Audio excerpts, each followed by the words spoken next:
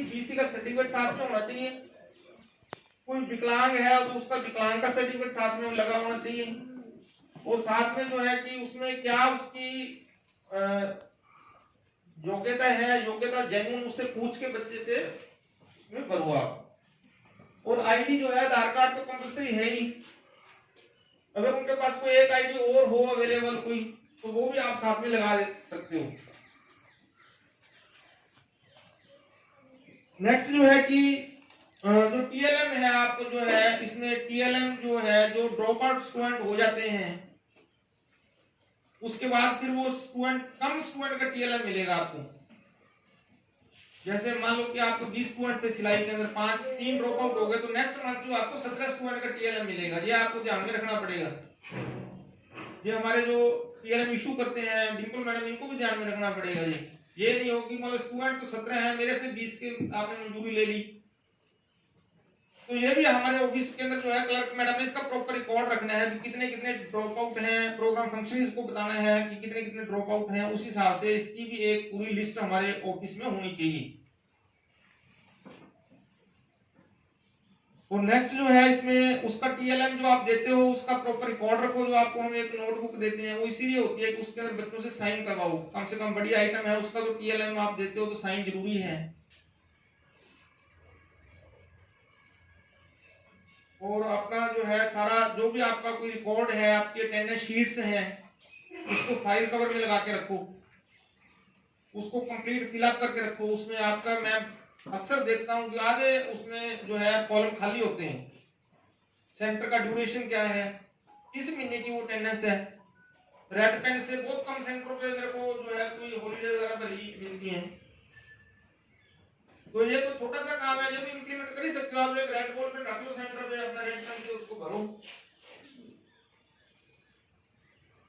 और एक ये ड्रॉप आउट का जो कंसेप्ट है ये अपने प्रोग्राम फंक्शन से समझ के जाना है। आपने ड्रॉप आउट का कंसेप्ट क्या है, मान लो कि आपके कोई बच्चे ड्रॉप आउट हो गए किसी महीने के अंदर, मान लो कि 15 वो महीना सेंटर पे नहीं आते, उसको ड्रॉप आउट कर दिया आपने, फिर उन लोगों को अगले महीने की जो शीट होती है अटेंडेंस उसमें नाम नहीं लिखना आपने, कि फिर उनका नाम आप आगे कर दो फॉरवर्ड, ना ही उनका कोई रिजल्ट में नाम लिखना है जो ड्रॉप आउट होगी।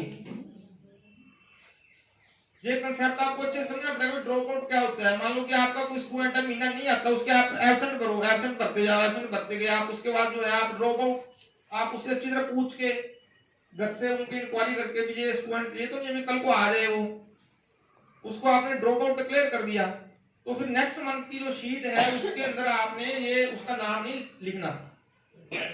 ड्रॉप आउट और एब्सेंट वो होता है कि जो मतलब कि पेपर के अंदर मान लो एब्सेंट रहता है कोई आदमी, तो उसके जो है उसकी एब्सेंट भरी जाएगी पेपर के अंदर। वो 6 महीने उसने ट्रेनिंग ली, वो ट्रेंड तो माना जाएगा, लेकिन वो जो है कि उसमें पेपर नहीं दिया, वो एब्सेंट रह गया, ठीक है ना। तो वो जो है उसको ट्रेन तो हम मानेंगे कि उसने ट्रेनिंग ली है, सक्सेसफुल नहीं मानेंगे उसको कि उसने सक्सेसफुल पास आउट नहीं माना जाएगा वो, ठीक है ना। जो ड्रॉप आउट ही होगा उसको हम ट्रेन नहीं कहेंगे, उसने ट्रेनिंग ही नहीं ली। ये जो छोटे छोटे कंसेप्ट है ये आपको पता होना चाहिए। और एक ये कभी भी नहीं करना आपने कि आप जो है, अभी भी मैं देख रहा हूँ बहुत से अध्यापकों को कानून की जानकारी नहीं है कि घर बैठे किसी स्टूडेंट का नाम लिखवा के कोशिश करते हैं कि सर ये इसका सर्टिफिकेट बनाना है, इसके साइन मैं कर देती हूँ। किसी के साइन नहीं करने चाहिए। वो स्टूडेंट नहीं आया तो ठीक है, अपने एब्सेंट हो गया बस ठीक है, उसका सर्टिफिकेट नहीं बनेगा। वो स्टूडेंट आएगा वहां पे प्रेजेंट हो, उसके साइन करवाओ जेन्युइन, और जो है उसका जो है अपना रिजल्ट बनेगा। ये तो मैं बहुत सारे लोग देख रहा हूँ अपने साइन की कोई अहमियत ही नहीं समझ रहे। बहुत से लोग, बहुत से तो समझते हैं, लेकिन बहुत से लोग जो है समझते हैं कि साइन की कोई वैल्यू नहीं है, जब मर्जी कर दो। तो इसमें जो है कि आपको क्या जरूरत है कि आप किसी के लिए लीगल काम करो, वो आएगा जेन्युइन, ठीक है, अपना पेपर दे देगा, उसका सर्टिफिकेट बन जाएगा। इसलिए जो है कि आप जो है उसके प्रॉपर इंफॉर्मेशन देना आपका काम है। कोई पेपर वाले दिन नहीं आता तो ना आए, कोई प्रॉब्लम नहीं है। और इसमें हमारे नेक्स्ट जो है कि टाइम के हमारे 3 स्लॉट हैं इसके अंदर जो सेंटर के हैं, 11 से 1, 1 से 3 और 3 से 5। भविष्य में कोई भी जो अपना सेंटर चलाना चाहता है मतलब कि वो इन 3 में से कोई भी टाइम ले सकता है। इसके जो है 3 के बिना हमारा कोई और टाइम जो है हमारी तरफ से नहीं रहेगा। 11 से लेकर 5 के बीच में 2-2 घंटे के जो 3 स्लॉट हैं इसमें से आप कोई भी सिलेक्ट कर सकते हो।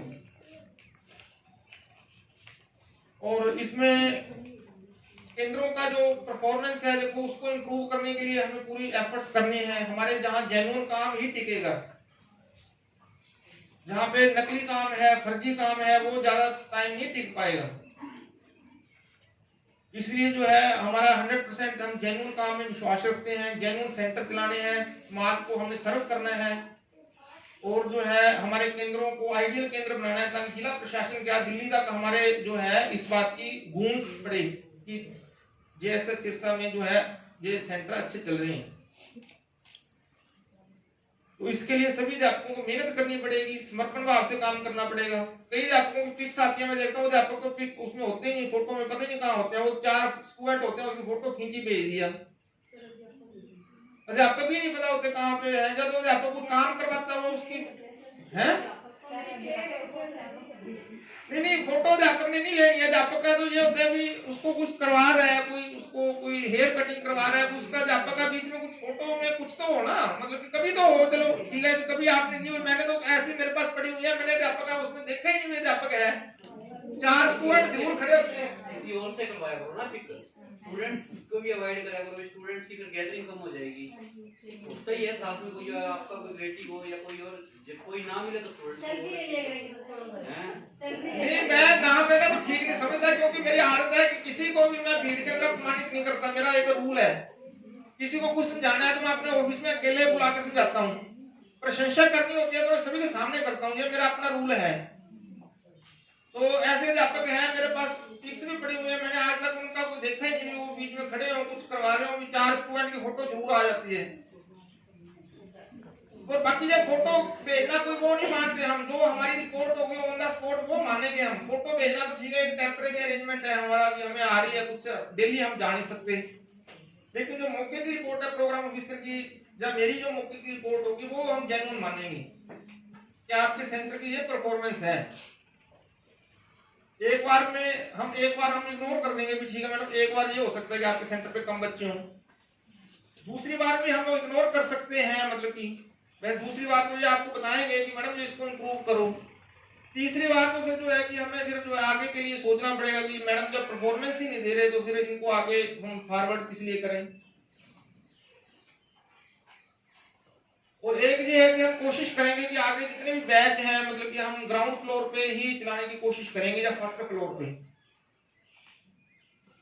क्योंकि इसमें यही है कि ग्राउंड फ्लोर पे जो है हमारे सेंटर ज्यादा सक्सेसफुल हो रहे हैं, उसको चेक करना है, वो बाहर से टीम आती है वो इजीली चेक कर सकती है, वहां पे बैनर लगा होना चाहिए, स्पेस सभी सेंटरों पे सफिशिएंट होना चाहिए आगे के लिए, जो भी आप केंद्र चलाओगे या चला रहे हो सफिशिएंट स्पेस हो, 20 बच्चों के बैठने की जगह होनी चाहिए वहां पे, ठीक है ना। तो इसमें अब इंस्पेक्शन जो है ये मिनिस्ट्री ऑफ स्किल डेवलपमेंट जो है दिनों दिन इसमें इसके बहुत रूल्स बहुत हार्ड होते जा रहे हैं, बहुत कुछ ये एक्सपेक्ट करती है जेएसएस से, और इनकी टीमें बन गई हैं आगे इंस्पेक्शन के लिए।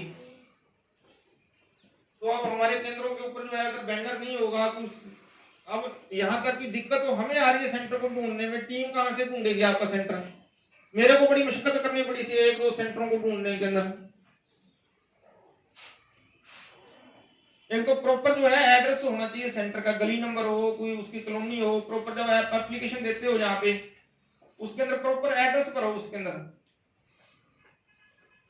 कि हमारी ये गली नंबर है, ये मोहल्ला है, ये है, मतलब कि दूसरा जो है कि आपकी जो है कि अगर बैंक के अंदर आपके कुछ चेंजेस होते हैं, जो भी आप नेक्स्ट बैच के लिए एप्लीकेशन दोगे, सपोज करो प्लेन पेपर पे आप एप्लीकेशन लिखते हो, आप पुराने सोर्स पर्सन हो तो आपकी प्लेन पेपर पे एप्लीकेशन ली जाएगी, उसमें हर बार जो है आपने अपना बैंक अकाउंट नंबर जरूर लिखना है पेन से, उसको वेरीफाई करना है आपने, ताकि हम ये समझें कि आपका कोई बैंक अकाउंट चल रहा है।